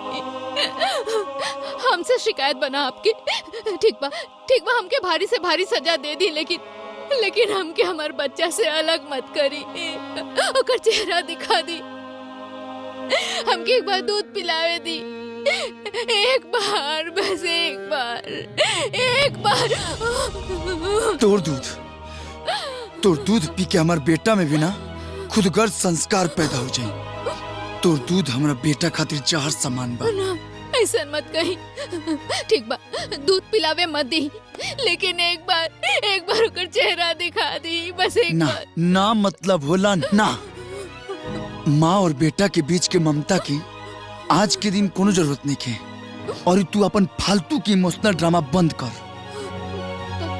अविनाश, हम तारा से प्रेम कईनी, डैडी के खिलाफ जाके तारा से शादी कईनी, तारा के गरीबी से निकाल के हाई सोसाइटी में ले आईनी, और हमार प्यार के यह सिला देता नहीं रहुआ। तू हमरा से प्रेम करे लू, तू प्रेम ना मजाक के लिए पड़ू। अरे तोरा पति के रूप में तोहरा एगो खिलौना चाहिए जेकरा से तू खेल सका और खेल के अपन दिल बहला सका। अपने बाप के धन के घमंड में डूबल, यही से तू हमारे का पसंद कैलिस। एगो अमीर लड़का रहित ना तो तू अपना अंगुरी पे ना नचेतिस। तोरा पता बा पति पत्नी का होला, पति पत्नी के रिश्ता का होला, कितना पवित्र, कितना निर्दोष और आपसी सम्मान के मिसाल होला। तू बस हमारे से ब्याह कैले खाली अपन स्वार्थ खातिर, और कुछ ना। हाँ स्वार्थ रहे हमार, तोहर रंग रूप, भोलापन, सादगी पे हम मर मिट गई नी, लेकिन हम ई ना जानत रहनी कि तोहारी सुंदर चेहरा के पीछे एगो जल्लाद के दिल बा, जोन एक दिन हमरा के हमर बच्चा से मिले खातिर तरसा दे। तू आदमी ना हैवान बाड़ा। स्टॉप इट, बहुत हो गई। तुम्हारी हिम्मत कि हमारा आंख के सामने हमारी बेटी पे हाथ उठाई बो। आज तक बेटी के चेहरा देख के हम चुप रहनी हो, लेकिन अब हम बर्दाश्त न करो। कोर्ट लेके जाए तोहरा के और कोर्ट से तलाक दिलवाई। अपना बात पर कायम रहम जाई। चलो चलो बेटी।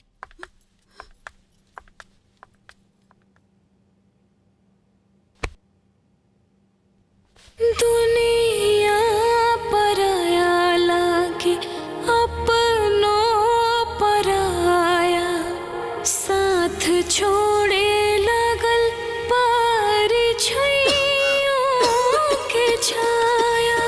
जिया दे जिंदगिया भइल दुश्वार हो, दिल दिल काट धावे अंगना दुआर हो, दिल दिल काटे धावे अंगना दुआर हो। हमार खाना गुदरी में सिसकेले ममता के माटी, गुदरी में सिसकेले ममता के माटी।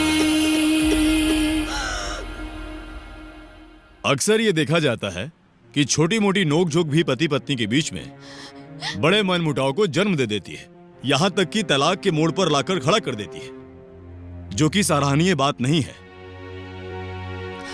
इसलिए ये अदालत आप दोनों को 1 साल का समय देती है। अगर फिर भी आप दोनों में सुलह नहीं होती है तो ये अदालत आप दोनों को तलाक का हक देती है। मिलॉर्ड, अदालत को इस मुकदमे के सबसे पहले पहलू पर ध्यान देना बहुत ज्यादा जरूरी है। एक नवजात शिशु किसके हवाले किया जाए, माँ के या पिता के? हमार बच्चा हमार पास रही।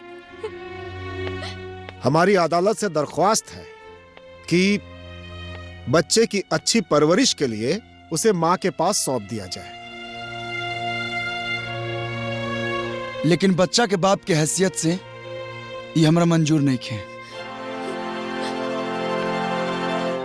हम अदालत से हाथ जोड़ के विनती करतानी, हमके कोई भी सजा मंजूर बा, लेकिन हमके हमार बच्चा से अलग मत करी। हमके हमार बच्चा दिला दी। मिलॉर्ड, इस मुश्किल हालात में इस बच्चे को ऑर्फन होम यानी अनाथालय में रखना बेहतर होगा। ये सुझाव अच्छा बजट साहब। ना, हमार बच्चा कोनो अनाथालय में ना रही। हमार बच्चा अनाथ नहीं खे। जौन आदमी के दिल में अपन खून के लिए कोनो भी मोह ममता नहीं खे, जौन नशे में डूबल जिंदगी जिए, वो जल्लाद पिता के ये सुझाव ना बढ़िया लागी। लेकिन एक माई जो 9 महीना अपन पेट में रख के एगो बच्चा के जन्म देले बाड़ी, वो माई ई बात से सहमत नहीं की, कबो सहमत होबा ना करी है। एक औरत के जिंदगी के सबसे बड़ा वरदान है ओकर बच्चा। अनमोल वरदान है भगवान के। अरे अनाथालय में अपन बच्चा छोड़े के ख्याल से भी हमार दिल कांप जाला।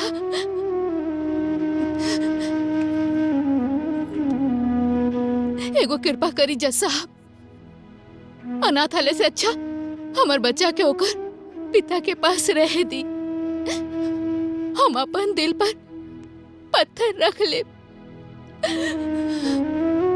हाँ, ये सच बात है कि अपन जिगर के टुकड़ा से अलग होके हमार का हालत हुई हम नहीं की जानत। और अविनाश, एगो माई के ओकर बच्चा से कबो अलग मत करिहा, कबो अलग मत करिहा। और जवन तू कर रहल बाड़ा ना वही दुनिया के सबसे बड़ा गुनाह है, सबसे बड़ा गुनाह। ऐसे गुनाह मत कर। हम तरह से हाथ जोड़ के विनती कर रहल बानी, विनती कर रहल बानी। बस बस यह बात दिन तोरा के समझावल चाहत रही कि हमरा के अपन वृद्ध माई से दूर मत करा, लेकिन तुहरा और तुहरा डैडी की तो अमीरी के नशा चढ़ल रहे और तू लोग हमरा के हमर लाचार माई से अलग कर देलो लोग। और ये को हमर स्वाभिमानी माई अपन बुढ़ापा के ख्याल के लिए बिना अपन दिल पर पत्थर रखे हमरा के तहन लोग के साथे भेज दियालस। ना जाने हमर माई एक एक पल हमरा बिना कैसे गुजरत हुई। तोहरा के तनिकियो ख्याल आइल? सोचलू एको बार? ना, काहे के सोचबू? बस सोचलू तो केवल अपना खातिर। चल सही भइल कि अपना बच्चा के चलते तोरा ही तो एहसास भइल। जज साहब, हमरा ये एहसास करावे के वजह से यही खातिर हम ये सब तमाम नाटक कैनी। ना तो तोरा बाप के अमीरी से हमरा कोनो मतलब नहीं है, और ना ही तोरा धन से प्रभावित होके हमके शराबी कबाबी बने के शौक बा। अरे हम आज तक ले शराब के छुअले भी नहीं की। नहीं के विश्वास तक केहू से भी पूछ ली। ई बात के गवाह हम हो बानी जज साहब। हमरा लागल उ दिन दामाद जी नशे में आके सेठ जी के साथ तमाशा कैले रहलन। यही से इनका के सबक सिखावे के खातिर हम इनके पीछे गई नहीं। हम देखने की अपन बचपन के दोस्त के साथ में दुखी मन से कहत रहले माधवी बिटिया के उनकर कर्तव्य सिखावे के खातिर हम ही सब नाटक कर रहल बानी। सच पूछा तो वो दिन दामाद जी शराब ना पीले रहलन। ई दामाद जी तो हीरा हुवन, हीरा। यही से तो इनकर दोस्त रंगीला से हम अपन बिटिया के रिश्ता भी तय कर देली। नमस्ते सर। और हाँ जज साहब, रिश्ता संभाले खातिर हमके साल भर के कौन जरूरत नहीं है। अगर हमार बच्चा रख लेला से इनकर अहंकार के संतुष्टि मिल जात होके तब बेशक कि हमार बच्चा रख ले। मगर सोची, जैसे ही अपन बच्चा से चंद दिन की जुदाई नहीं के बर्दाश्त कर सकत, तो अपन माई के हाथे पोसाई ये 25 साल के बेटा कैसे बर्दाश्त कर सकता। अब हम अपना माई की जुदाई नहीं बर्दाश्त करवा सकत।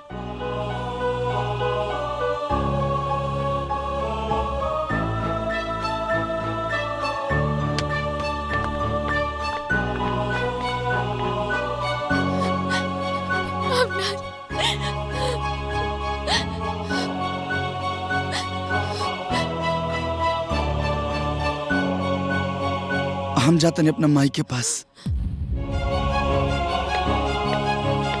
अविनाश, अविनाश,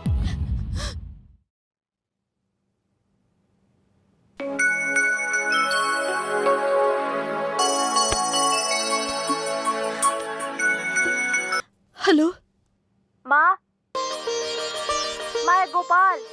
गोपाल, तू कैसन बड़ा बेटा? माँ मैं ठीक हूँ, लेकिन दादी की तबीयत बहुत खराब है। आप जल्दी से गांव वापस आ जाइए। का भइल? दादी बहुत सीरियस है। का भइल? अब हमरा के घरे लेके चली। माई बहुत सीरियस बाड़ी, उनकर तबीयत खराब बा।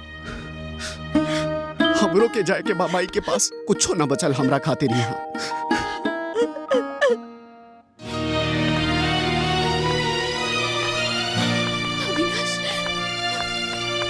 अविनाश, हमके माफ कर दे, हमसे गलती हो गई। हमके छोड़ के मत जा अविनाश, प्लीज। हम तरह से माफी मांगता नहीं, हमके माफ कर दे। हेलो। हाँ चाचू, मैं आपके बड़े भाई प्रभाकर का बेटा गोपाल बोल रहा हूँ। दादी की हालत बहुत खराब है। का माई की तबीयत बहुत ज्यादा खराब बा। हाँ, अब जल्दी से आ जाइए। गोपाल बेटा तू माई के ख्याल रखा, हम अभी आवता नहीं। ठीक है चाचू, हाँ। जल्दी आइएगा। अविनाश,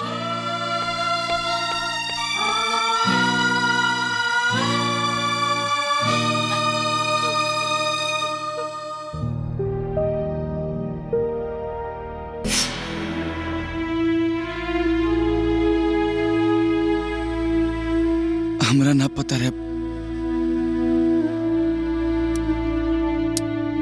कि हमरा खातिर दादी माँ इतना बड़ त्याग कैले बड़ी। हम वचन देतानी बाबूजी, जौन भी अरमान ए घर से दादी माँ के जुड़ल बा वो खाली ना जाई। रोवा जौन चाहब तौने हुई।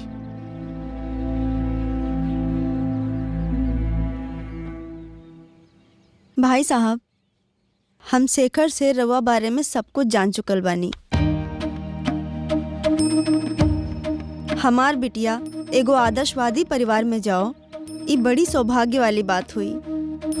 चांदनी और शेखर एक दूसरे से बहुत प्यार करेले, बहुत पसंद करेले, और हमरा के का चाहिए? बस मन में इहे एगो इच्छा रहल कि बिटिया के शादी एगो अच्छे परिवार में हो जाए और ये राउर परिवार में जाई, इता सोने पे सुहागा हो जाई। लेकिन बस इहे एगो बात रहल कि बिटिया अगर यहाँ से चल जाई तो घर नीक ना लागी। आज ले कबो हम अपने बिटिया के आंख से ओझल ना कैनी। एकरा गईला के बाद हमार तन को मन ना लागी। बहन जी, इहो अपने घर आओ। जब जी घबराए रघुआ शेखर से कह दे वो चांदनी के आपके पास लेके आ जाए। अरे ये 21वीं शताब्दी है, इतना चिंता काहे कैले बानी? सुन के बहुते अच्छा लागल। यही बात पे मुंह मीठा करी।